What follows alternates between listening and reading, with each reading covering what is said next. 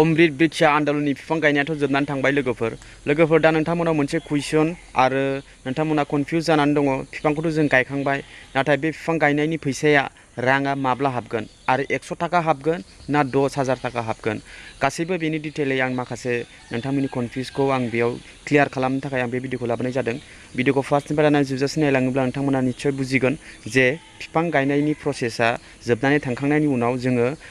फैसाखौ माब्ला मोनगोन आरो बेसेबां मोनगोन 100 थाखा मोनगोन ना 200 मोनगोन 300 मोनगोन ना 10,000 रांखौ मोनगोन गोबाङानो सानगासिनो जे बिफां फुलिखौथ' गायखांबाय एबार 10,000 मोनसिगोन फैसाखौ स' बिनि मेन रिजना मा 10,000 मोनगोन ना 100 मोनगोन ना बबे मोनगोन सोर मोनगोन आरो सोर बायदिया मोननाय नङा आरो बे लिस्टखौ नोंथाङा बहा नायगोन बहा नुगोन बोरै मोनगोन बे भिडिअनि गेजेरजों आं नोंथांमोननो खिन्थालांगासिनो अब्ला भिडिअखौ नायलांदो लोगोफोर फार्स्टआवनो जोङो बिफां फुलिखौथ' गायबाय बिफां फुलि गायनायनि जिथु जोङो रेजिस्ट्रेसन खालामनाय प्रसेसमोन बियो जुलाइ मासावनोमोन बिनिफ्राय जोङो 20 सेप्टेम्बराव लास्ट जादों स' दा बिनि गेजेरावनो गोबां सुबुङानो गोबां मानसियानो एकदमबारे रेजिस्ट्रेसन खालामनायनिफ्राय लानानै खस्थ' खालामबोयै रेजिस्ट्रेसन खालामनायनिफ्राय लानानै भिडिअ आपल'ड खालामजासिम गोबां खस्थ' खालामबोबाय आरो फाइनालि जोङो बिफांखौबो गायनो हाबाय दानिया फैसिगोन फैसानि बेलायाव बिफांखौथ' जों गायबाय दा फैसाखौ जोङो माब्ला मोनगोन नङा होमबा आरो बेसेबां मोनगोन बिफां गायखांनायनि उनाव फैसा होगोन होननानै बुंदोंमोन फार्स्टआव 10,000 जिथु फैसा मोननो गोनां बे मोननो गोनांनि सोमोन्दैबो आं बुंगोन आरो 100नि बिफां फुलि गायग्रा साफ्रोमबो 100 रांखौथ' मोनखाथारगोन नाथाय बिनि माखासे इलिजिबिलिटि दङ जेरैहाय हमनानै ला जुदि नोंथाङा बे 100 थाखा रांखौ मोननो लुगैदोंब्ला एबा मोनगोनब्ला माबोरैहाय मोनगोन जेरैहाय हमना ला नोंथाङा जुदि रेजिस्ट्रेसन खालामनायाव माबाफोर मिस्टेक खामानि मावदोंब्ला बे नोंथांनि बे डाटाया गोजौसिम सौहैब्लाबो नोंथाङा बे रांखौ मोननो हानाय नङा माने 100 थाखा फार्स्ट माने बिफां गायखांनायनि उनाव 100 थाखा हाबगोन बिनि उनाव बिफाङा जेरै देरो बोसोरसे बोसोरनैनि उनाव 200 300 बेफोरबायदिनो नोंथांनाव फैसाखौ मोनलांबाय थानायनि खोथा दङ स' नोंथाङा जुदि बे 100 थाखाया जुदि हाबजेनदों अब्ला नोंथाङा बे रांखौ मोनलांबाय थासिगोन होननानै सानना लादो आरो जुदि नोंथांनि राङा हाबजेनाखै दाथ' जेनेबा रावनाबो हाबाखै दे लोगोफोर खिन्थु जेब्ला हाबगोन जुदि नोंथांनि एकाउन्टाव हाबगोन अब्ला नोंथांनि डिटेल्स गासैबो खामानियानो नोंथाङा साक्सेस जाजोबदों फट' आपल'ड खालामजासिम आरो जाय बिथांमोना राङा हाबाखै स' नोंथांमोना माबाफोर मिस्टेक खालामदों जानो हागौ जेरैहाय हमना ला रेजिस्ट्रेसन खालामनाय समाव फिलआप खालामबोयै नोंथाङा मोनसे बेयाव अपसन मोनदोंमोन नोंथाङा बे आसनिनिफ्राय नोंथाङा जुदि रांखौ 100 थाखा रांखौ मोननो लुगैदों अब्ला येस खालाम आरो जुदि रांखौ मोननो लुगैयाखै अब्ला न' खालाम बेयाव मोनसे अपसन दङमोन जुदि नोंथाङा न' खालामनानै नोंथाङा आधार कार्ड होदों बेंक डिटेल्स होदों अब्लाबो नोंथांनाव राङा हाबनाय नङा मानो होनबा नोंथाङा केन्सेल माने रांखौ नोंथाङा मोननो लुगैयाखै नोंथाङा बे टार्म्सखौ नोंथाङा येस खालामाखै न' खालामदों अब्ला बेफोरबायदि रेजिस्ट्रेसन खालामनाय सुबुंफ्रा बे राङा हाबनाय नङा आरो बिसोरनाव बे सुबुंफोरनाव अके आरो लोगोसे जाय बिथांमोना येस खालामदोंमोनब्लाबो बिथांनि डकुमेन्टस साबमिट खालामनाया क्लियार जायाखै माने बे लिंक बेंक जिथु आधार कार्डजों लिंक दङ बे आधार कार्डनि लिंकखौ आधार कार्ड होआलासिनो नोंथाङा जुदि भटार कार्ड होदों अब्लाबो नोंथाङा बे आसनिनि रांखौ मोननाय नङा मानो होनबा बेयाव अपसन दंमोन अपसनालाय पान कार्ड दंमोन भटार कार्ड दंमोन आरो बायदि रोखोमनि दंमोन आधार कार्ड दङ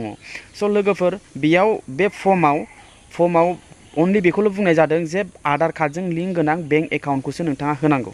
अके स' नोंथाङा बे अपसनाव जुदि भटार कार्ड होनानै भटार कार्ड सेलेक्ट खालामनानै जुदि नोंथाङा बेंक एकाउन्ट होदों अब्ला नोंथांनाव बे राङा हाबनाय नङा स' फर्म फिलआप खालामनायावबो गोबां सुबुङानो रेजेक्ट जालांजोबगोन आंनि बेखौ आङो अनुमान खालामनानै मोननाय जादों मानो होनोब्ला गोबाङानो आधार कार्डजों लिंक गैयै सुबुंफोरबो दङ आरो आधार कार्डजों मबाइल नाम्बार रेजिस्टार गैयै गोबां सुबुंफोर दङ स' लोगोफोर अनलाइन रेजिस्टारखौथ' जोङो गोरलैयैनो खालामबोबाय दा बै प्रसेसफ्राव नोंथाङा जुदि माबाफोर बेफोरबायदिनो मिस्टेक मावोब्ला नोंथांनाव बे राङा हाबनाय नङा अके लोगोफोर आरो गोबाङानो बुंदों आङो सार्टिफिकेटखौ डाउनलड खालामनानै लायाखै बोरै डाउनलड खालामगोन बिनि सोमोन्दैथ' आं भिडिअआवनो खिथाबोगासिनो दं आरो बेखौबो बुंबावदों आं प्लान आइडि जिथु भिडिअ फट' आपल'ड खालामखांनायनि उनाव आं बे प्लान आइडिखौ स्क्रिनशट खालामनो रोङाखै आं दा मा खालामगोन आरो स्क्रिनशट खालामदोंब्ला बे फट'आ डिलेट जालांबाय बे प्लान आइडिखौ नांगौ नामा होननानै बेफोरबायदि माने गोबां कुइसन सोंहरदों नाय लोगोफोर नोंथांनाव रेजिस्ट्रेसन नाम्बार दङ रेजिस्ट्रेसन मबाइल नाम्बार दङ बेनो जथेस्थ' नोंथांनाव सार्टिफिकेट सार्टिफिकेटखौ नांथारगौ जेरक्स खालामनानै लानांगोन नामा बेफोरबायदिबो होनलायलांदों जेरक्स खालामनो बा प्लान आइडि बिनि खुनु माबा गैया जास्ट नोंथांनाव रेजिस्ट्रेसन आइडि नाम्बार दङ आरो बे नोंथांनि प्लान जुदि नोंथाङा फट'खौ साक्सेस खालामनानै आपल'ड खालामनो हादोंब्ला नोंथांनाव बे आइडिया बै गोजौसिन सहैखाबाय जुदि नोंथांना दा डिलिट खालामदों आरो नोंथांनाव बे प्लान आइडिया गैला अब्ला नोंथांनावल' नङा बे प्रब्लेमा बे समस्या गोबांनावनो थानो हागौ बाट नोंथाङा नोंथांनि रेजिस्टार जिथु अलरेडि आइडि बे गोजौआव मोनहैखाबाय बिनि खोथा गैया नोंथाङा अनलि माने नोंथांनि रेजिस्ट्रेसन खालामनायनिफ्राय लानानै फट' आपल'ड खालामजासिम नोंथाङा माबाफोर भुल मावदोंब्ला बै सिगाङाव बेफोरबायदियासो गोरोन्थि दा नोंथाङा गासिबो क्लियारलि खामानिखौ मावजोबदों नोंथांनि आधार कार्ड लिंक गोनां बेंक एकाउन्ट होदों आधार कार्ड लिंक गोनां मबाइल नाम्बारजों रेजिस्ट्रेसन खालामदों आरो बै अपसनखौ येस खालामदों अब्ला नोंथांनो सार्टिफिकेटनि गोनांथि गैया आरो प्लान आइडिनि गोनांथि गैया अट'मेटिकलि नोंथांनि नामा गोजौसिम रेजिस्टार जाहैखागोन अके लोगोफोर आरो जुदि नोंथांनि बिअल' दैदेनगिरि लिडारफ्रा नोंथांनि आइडि नाम्बार बिदों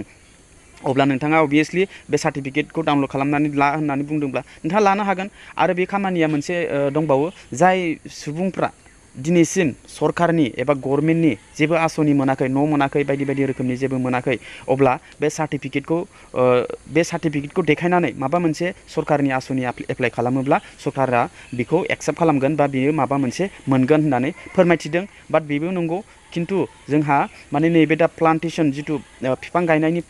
प्रसेस खामानि बे जोबनानै थांबाय दा खोथाया रांनि बेलायावसो फैदों बेफोरनि सोमोन्दै आं उनाव आरो मोनसे आपडेट लाना फैबावगोन जे नोंथाङा मा एप्लाइ खालामबा सरकारनिफ्राय बोरै हेल्प मोनगोन आरो बे आइडि नाम्बारा नोंथाङा मायाव खामानि होगोन बिनि सोमोन्दै आं उनाव सावरायगोन नेक्स्ट भिडिअ अके दा रांनि खोथायाव फैदों दा राङा जाय बायदि सुबुङा मोनगोन बिनि सोमोन्दै आं खिन्थाखाबाय आरो जाय बायदि सुबुङा मोना बिनि सोमोन्दैबो आं खिन्थाखाबाय लोगोफोर गोबां सुबुङानो साफ्रोमबो सुबुङानो गोबाङानो माने फ्रायानो गायजोबदों बिफांखौ बाट फ्रायानो साफ्रोमबो बे बिफांखौ मोनजोबनाय नङा मानो होनबा गोबाङानो गोरोन्थि मावलांदों आरो रेजिस्ट्रेसन खालामखांनायनि उनाव जेब्ला बिफां गायनायनि प्रसेस जेब्ला सार्भार डाउन जानानै गोबाङानो खामानि मावनो मोनाखै आरो आपल'ड खालामनो हायाखै बा माने बायदि रोखोमनि प्रब्लेम जानानै थादों बे बिथांमोनाबो बे रांखौ मोननो हानाय नङा लोगोफोर ओरैबायदि माने प्रब्लेम जाय बिथांमोना माने अलरेडि साक्सेस माने 100आव जेनेबा 50%आ मोनगोन 50%आ मोननाय नङा आरो मानो होनब्ला जोंहा गोबां प्रब्लेम जालांदों गोबां समस्या जालांदों बे आसनिनि माने जुलाइनिफ्राय लानानै नैबे सेप्तेम्बर माससिम जोंहा माने रावबो साक्सेस खालामनो हायाखै माने बेफोरबायदि बिफां गायनायनि बेलायाव स' लोगोफोर जाय बायदिया मोजाङै साक्सेस खालामनो हादों आरो जाय बायदिया साक्सेस खालामनो हायाखै बे मोननाय नङा आरो जाय बायदिया साक्सेस खालामनो हादों बे रांखौ माब्ला मोनगोन नङा होमबा माब्ला मोनगोन बेखौ टेनसन जादों आरो बेखौ आं खिन्थागासिनो जेब्ला मोनसे फर्म फैबावगोन लोगोफोर मोनसे फर्म फैबावगोन बे फर्माव नोंथाङा गासैबो नोंथांनि बे फर्माव आरो गोबाङानो बुंदोंमोन ना आं बेंक एकाउन्ट होआखै बेंक नाम्बार होआखै आंनि फैसाया बोरै हाबफैगोन बेंक डिटेलखौ आं होनोनो मोनाखै आरो गोबाङानो बेंक डिटेल होदों आरो गोबाङानो होआखै जाय बिथांमोना बेंक डिटेल होआखै बेफोरनि थाखाय आरो मोनसे फर्म फैबावगोन जाहैदों बे फर्माव जोङो फिलआप खालामना होनांगोन माने जोंनि बे फर्मजों लोगोसे जोंनि आधार कार्ड आरो प्लास जोंहा बेंक एकाउन्ट नाम्बार जेरक्स खालामनानै बे फर्मजों लोगोसे होनांगोन बिफांखौ आं गायदों आरो बे फर्मावनो जुदि नोंथांनाव आइडि नाम्बार दङब्ला बे आइडि नाम्बारखौबो होनांगोन बा रेजिस्ट्रेसन नाम्बार बा नोंथांनि मबाइल रेजिस्ट्रेसन जानाय मबाइल नाम्बारखौबो नोंथाङा होनो हागोन माने बै पर्टेलाव वेबसाइटआव गेवखायो रेजिस्ट्रेसन नाम्बार होनाय लोगो लोगो नोंथाङा फांबेसे बिफां आपल'ड खालामदों आरो खैथायाव आपल'ड खालामनाय खै थारिखआव आपल'ड खालामनाय बै गोजौनि पर्टेलाव नुजाजोबखायो लोगोफोर जोंहा प्लान आइडिखौ गोनांथि इसिबां इम्परटेन्ट नङा जाय बिथांमोना प्लान आइडि दङ अके थिगानो जाय बिथांमोना गैया टेनसन लानाङा नोंथाङा जुदि साक्सेस मोजाङै खालामनो हादोंब्ला आरो बे फर्म फैनायनि उनाव जों फिलआप खालामखांनायनि उनाव बे गोजौआव दैथायहरनायनि उनावसो जों बै गोजौआव चेक खालामबावगोन चेक खालामनायनि उनाव जाय बिथांमोना बे फर्मखौ हरदोंब्लाबो फैसाया हाबफैगोन बे नङा बे फर्मखौ हरखांनायनि उनाव चेक खालामबावगोन चेक खालामनानै भेरिफाइ खालामबावगोन खैथायाव हरदों आपल'ड खालामदों खैथा बेफोरबायदि गासैबो डिटेल्सखौ चेक खालामखांनायनि उनाव अके जायना अके बिथांमोनावसो फैसाया हाबफैगोन बे 100 राङा बिनि उनाव जायनाव हाबाखै साननानै लादो बिथांमोना निस्सय माबा मोनसे प्रब्लेमनि थाखाय दैथायहरनो हायाखै बा माबा मोनसे प्रब्लेम जादों बा बिथांमोना अपसनखौ सिलेक्ट खालामाखै येस आरो न'नि अपसनखौ अके लोगोफोर स' 100 थाखानि खोथाखौसो आं बुंगासिनो जुदि नोंथाङा जुदि 100 थाखा जुदि गासिबो अके जानानै 100 थाखा हाबफैबाय अब्ला नेक्स्ट बोसोर नोंथांनाव 100 200 300 बेफोरबायदिनो हाबफैबाय थागोन दानिया फैदो 10,000नि खोथा 10,000 रांखा जोङो साफ्रोमबोनावबो हाबगोन नामा बे 10,000 हाबा लोगोफोर बे 10,000 साफ्रोमनावबो हाबा बियो आइजो माहारि आसनि जितु सेल्फ हेल्प ग्रुप बा आंगनबादि जिखुनु आइजो माहारिनि थाखायसो नाथाय बे बिफां फुलि गायनायजों बे 10,000 जों लेनदेन गैया बाट बेयाव सरजाबफानाय जादों माने बेखौ मेनसन खालामफानानै बेखौ लाफादेरनाय जादों बिफां फुलिनि मेन फैसाया हाबनायाथ' 100 थाखासोमोन लिरनायावनो दङ गासिबो रोखा रोखा दङ फार्स्टआवथ' बे 10,000 हाबगोन बिफां फुलि गायनांगौ होननानैथ' बुङाखैमोन 100 थाखा दङ बेयाव लिरनायानो दङ गासिबो रोखा रोखा स' 10,000 बे गेजेर ससेनिफ्रायसो फैदों बे 10,000 खौ लाफादेरनाय जादों माने आइजो माहारिनो बिफां गायनायनि जाय आइजो माहारिया जाय बिफांखौ गायदों बिथांमोनावबो बे 100 थाखाया हाबगोन बाट बे 10,000 बिथांमोननि एक्सट्रा आसनि माने बियो माने बिफां फुलिजों मेनसन खालामना लाफानाय जादों स' बे 10,000 रांनि जितु फर्म बे फर्मा बे अक्ट'बर मासावनो फैगोन जाहैदों जाय बिथांमोनाव बे फैसाया हाबफैगोन बे फर्माव फिलआप खालामना होनांगौ बे फिलआप खालामना होनायनि उनाव बेयाव आधार कार्ड लोगोसे नोंथांनि बेंक एकाउन्ट जेरक्स खालामनानै बे फर्माव होनांगोन बिनि उनाव दैथायहरगोन गोबां आइजो माहारियाबो बेफोरबायदि सेल्फ हेल्प ग्रुप दङब्लाबो बिथांमोनाबो बे बिफां गायनायखौ प्रसेसखौ फुरा खालामजोबनो हायाखै सोरनाबा 10 जन ग्रुप दंबा सोरनाबा 7 जादों सोरनाबा 7 जन जादों सोरनाबा 6 जन जादों थिग बेफोरबायदि रावबो बिथांमोनाबो साक्सेसफुल जानो हायाखै आरो गोबां सेल्फ हेल्प ग्रुप गोनां आइजोफोरनावबो दाबो आधार कार्डजों मबाइल नाम्बारजों सोरनाबा लिंक गैयाबो जानो हागौ गुबुन गुबुन नाम्बारजों रेजिस्ट्रेसन खालामदों गुबुन गुबुन नाम्बारजों गुबुन गुबुन एड्रेस होनानै जेरै हमनानै ला आधार कार्डजों मबाइल नाम्बारजों बा बेंक एकाउन्टजों लिंक गैयाब्लाथ' बे प्रसेसखौ जों खालामनो हाया जुदि जोङो बेखौ खालामो अब्ला जोङो न'नि अपसनखौ सेलेक्ट खालामनो गोनां जाहैयो स' बेफोरबायदिनो गोबां माने प्रसेसनि बेलायाव बिथांमोनाबो बे खामानिखौ साक्सेस जानो हायाखै स' बिथांमोननि जुदि सेल्फ हेल्प ग्रुपआ जुदि साक्सेस जानो हायाखैब्लाबो 10,000 खौ बिथांमोना मोनगोन बोरै मोनगोन होनना बुङोब्ला मोनसे फर्म फैगोन बे सेल्फ हेल्प ग्रुप साफ्रोमनिबो माबाखौ बे आसनियाव बेंक एकाउन्टखौ जुदि होनाय जायाखैब्लाबो बै फर्मजों लोगोसे नोंथाङा बेंक एकाउन्टखौ जेरक्स खालामना होनांगोन आरो लोगोसे नोंथांनि आधार कार्ड आरो लोगोसे नोंथाङा बे 10,000 थाखाखौ लानानै नोंथाङा मा मावगोन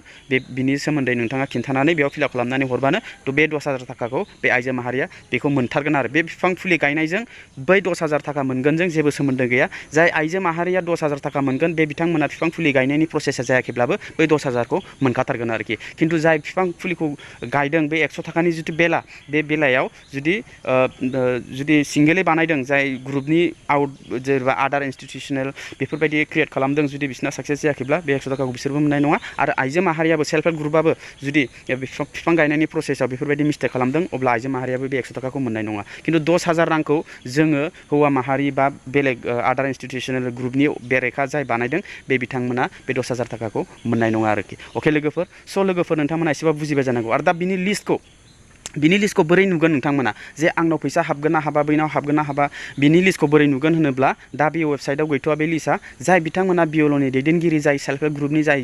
दैदेनगिरि जाय लिडार बे बिथांमोनाव बे लिस्टआ मोनफैबायबो जानो हागौ बा मोनफैगोन थाबैनो आरो बे नोंथांनि बे जिथु फर्म बे फर्मा अक्ट'बर मासावनो मोनफैगोन अके लोगोफोर आरो नोंथाङा मोनगोन ना मोना गावनो चेक खालामनो हायो बोरै चेक खालामगोन बिनि सोमोन्दै आङो नेक्स्ट भिडिअ आं लाबोगासिनो नोंथाङा गावनो चेक खालामनो हायो बोरै खालामगोन अके बिनि सोमोन्दै आङो नोंथांमोननो बावैनो भिडिअ लानानै फैगासिनो आं दिनै बे भिडिअनि गेजेरजों आं बेखौनो बुंबाय जे नोंथाङा फैसा हाबनाय हाबैखौ साननैसो नेथ'नायनि उनाव आरो मा रिजाल्ट फैयो बिनि आपडेटनि सायाव आं नोंथांमोननो आरो नेक्स्ट भिडिअ लाबोगासिनो अके लोगोफोर बे भिडिअनि गेजेरजों एसेबाबो थालांबाय जानो हागौ आंनि बुंनायाबो मानो होनोब्ला